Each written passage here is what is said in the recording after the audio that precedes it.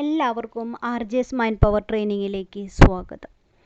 RJ's mind power training എന്നതുകൊണ്ട് ഉദ്ദേശിക്കുന്നത് ജീവിതത്തിൽ നമ്മൾക്ക് എങ്ങനെയുള്ള സാഹചര്യം വന്നിട്ടുണ്ടെങ്കിലും ആ സാഹചര്യത്തിലെല്ലാം മനസ്സിൻ്റെ കൺട്രോൾ വിട്ടുപോകാതെ എങ്ങനെ നമ്മൾക്ക് ശാന്തിയിലും സമാധാനത്തിലും ജീവിക്കാനായിട്ട് സാധിക്കും.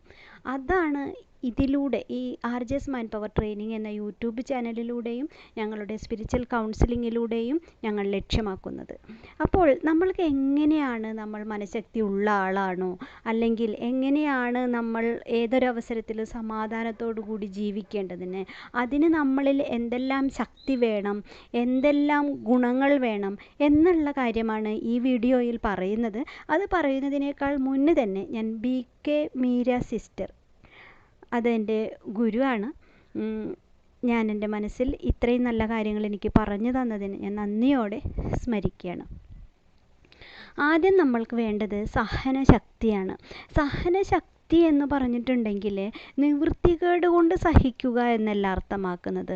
അത് സഹനശക്തിയല്ല. ചിലരുണ്ട് കുറേയൊക്കെ സഹിക്കും, അത് കഴിഞ്ഞാൽ പൊട്ടിത്തെറിക്കും. അതൊന്നുമല്ല സഹനശക്തി എന്ന് പറയുന്നത്.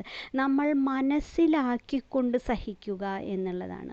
ഇപ്പോൾ മന്ദബുദ്ധിയുള്ള ഒരു കുട്ടിയാണെങ്കിൽ അത് പല വികൃതികളും കാണിക്കും. അപ്പോൾ നമ്മൾ എന്ത് ചെയ്യും? അത് മന്ദബുദ്ധിയുള്ള കുട്ടിയാണ് എന്ന് മനസ്സിലാക്കിക്കൊണ്ട് ഒന്ന് സഹിക്കാറുണ്ട്. അങ്ങനെയുള്ള സഹിക്കൽ, അവരെ മനസ്സിലാക്കിക്കൊണ്ട് അവരെ അക്സെപ്റ്റ് ചെയ്തുകൊണ്ട് അതങ്ങനെയാണ് ഈ സിറ്റുവേഷൻ എന്ന് മനസ്സിലാക്കിക്കൊണ്ടുള്ള സഹിക്കൽ, അതാണ് സഹനശക്തി എന്ന് പറയുന്നത്. അടുത്തത് അഡ്ജസ്റ്റ് ചെയ്തു പോകാനുള്ള കഴിവാണ്.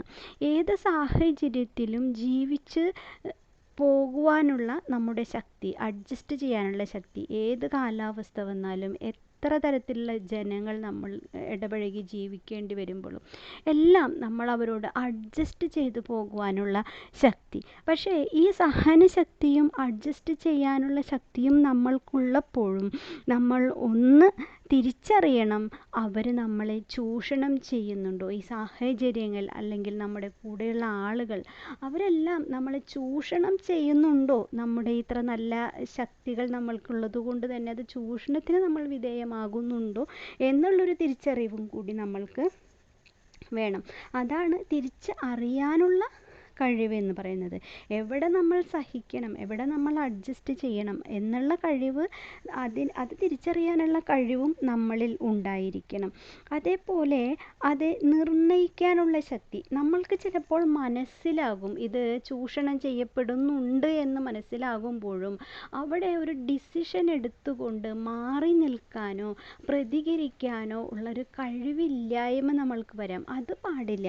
അതാണ് പറയുന്നത്, നമ്മൾ മനസ്സിലാക്കിയിട്ടുണ്ടെങ്കിലും തിരിച്ചറിഞ്ഞിട്ടുണ്ടെങ്കിലും അത് നിർണ്ണയിക്കാനുള്ള ഒരു ഡിസിഷൻ അതിലെടുക്കാനുള്ള ഒരു ശക്തി കൂടി നമ്മൾക്ക് വേണം.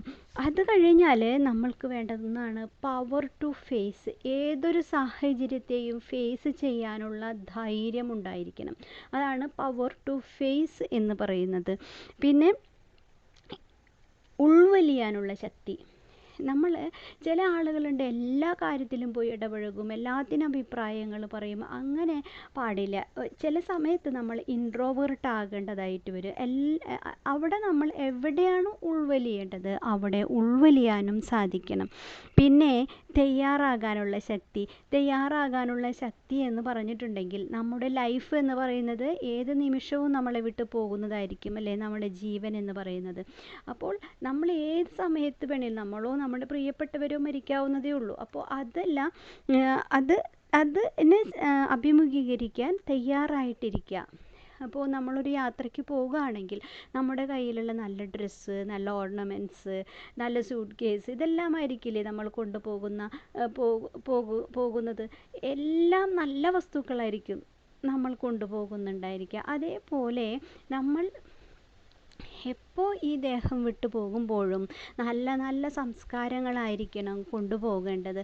ആ തിരിച്ചറിവോടുകൂടി നമ്മൾ എപ്പോഴും പരിശുദ്ധമായ സ്വഭാവത്തോടു കൂടി പെരുമാറി നല്ല സംസ്കാരങ്ങൾ നമ്മളിൽ ഉണ്ടാക്കി എടുക്കേണ്ടതും അത്യാവശ്യമാണ്. അതാണ് അതിനെയാണ് നമ്മൾ തയ്യാറാകാനുള്ള ശക്തി എന്ന് പറയുന്നത്. അതേപോലെ തന്നെ പല ഗുണങ്ങളും നമ്മളിൽ ഉണ്ടായിരിക്കണം. ഈ ശക്തി എന്ന് പറഞ്ഞ ഒരു ഗുണം തന്നെയാണ്. അതിലെ 8 ശക്തികളെക്കുറിച്ചാണ് പറഞ്ഞത്. അത് കഴിഞ്ഞിട്ടുണ്ടെങ്കിൽ സന്തോഷം വേണം, സുഖം വേണം, പിന്നെ സ്നേഹം വേണം, പിന്നെ സത്യം പറയാനുള്ള ഒരു ശക്തി വേണം. നമ്മളെപ്പോഴും നമ്മളോട് എപ്പോഴും സത്യസന്ധരായിരിക്കണം. നമ്മളൊരിക്കലും നമ്മളെ ചതിക്കുന്ന രീതിയിലുള്ള പ്രവൃത്തികൾ ചെയ്യരുത്. നമ്മളെപ്പോഴും നമ്മളോട് സത്യസന്ധരായിരിക്കണം എന്നുള്ളതാണ് ഏറ്റവും വലിയതായിട്ട് നമ്മളുടെ ജീവിതത്തിൽ ശ്രദ്ധിക്കേണ്ട ഒരു കാര്യമാണ്. നല്ല നോളേജ് ഉണ്ടായിരിക്കുക, വിസ്ഡം നോളേജ് ഉണ്ടായിരിക്കുക, പിന്നെ ആനന്ദം, ഇങ്ങനെ പരമാനന്ദം ഉണ്ടായിരിക്കുക. അങ്ങനെയുള്ള ഗുണങ്ങളും നമ്മളിൽ നിറയുമ്പോൾ, ഇങ്ങനെയുള്ള ശക്തികളും ഗുണങ്ങളും നമ്മൾ നിറയുമ്പോൾ നമ്മൾ നല്ല മൈൻഡ് പവറുള്ള വ്യക്തികളായി മാറുകയും ഏത് സാഹചര്യത്തിലും സന്തോഷത്തോടെയും സമാധാനത്തോടെയും കൂടി നമ്മൾക്ക് ജീവിക്കാനായി സാധിക്കുകയും ചെയ്യും. പക്ഷേ ഈ പറഞ്ഞ കാര്യങ്ങൾ പലതും എല്ലാവർക്കും അറിയാവുന്നത് തന്നെയാണ്. ഇതിനെ എങ്ങനെയാണ് നമ്മളിലേക്ക് കൊണ്ടുവരാനായിട്ട് സാധിക്കുക? ഇത് ഇല്ലാത്ത വ്യക്തികളിൽ എങ്ങനെ ഇതിനെ നമ്മളിലേക്ക് ഫില്ല് ചെയ്യാനായിട്ട് സാധിക്കും? അതിനാണ് മെഡിറ്റേഷൻ ചെയ്യണമെന്ന് പറയുന്നത്. ഒന്നുകിൽ നമ്മുടെ ശ്വാസത്തിലേക്ക് തന്നെ ശ്രദ്ധിച്ച് കൊണ്ടിരിക്കുക. കുറേ നേരം കഴിയുമ്പോൾ നമ്മൾ നോ തോട്ടിലേക്ക് വരുമ്പോൾ നമ്മളിലേക്ക് കോസ്മിക് എനർജി നിറയും. അതിൽ നിന്ന് നമ്മൾക്ക് ഈ ശക്തികളെല്ലാം വന്നു ചേരും. അല്ല ഇത് സാധിക്കുന്നില്ല എങ്കിൽ നമ്മൾ ആരാധിക്കുന്ന ദൈവത്തെ നമ്മുടെ തലയ്ക്ക് മീതെ സങ്കല്പിച്ചുകൊണ്ട് അതിൽ നിന്നും ആ ശക്തികൾ നമ്മളിലേക്ക് പ്രകാശരൂപേണ വരുന്നതായി കാണുക. സങ്കല്പത്തിന് വളരെയധികം ശക്തിയുണ്ട്. നമ്മൾ മനസ്സിൽ സങ്കല്പിച്ചാൽ മതി, നമ്മളതായി തീർന്നുകൊള്ളും.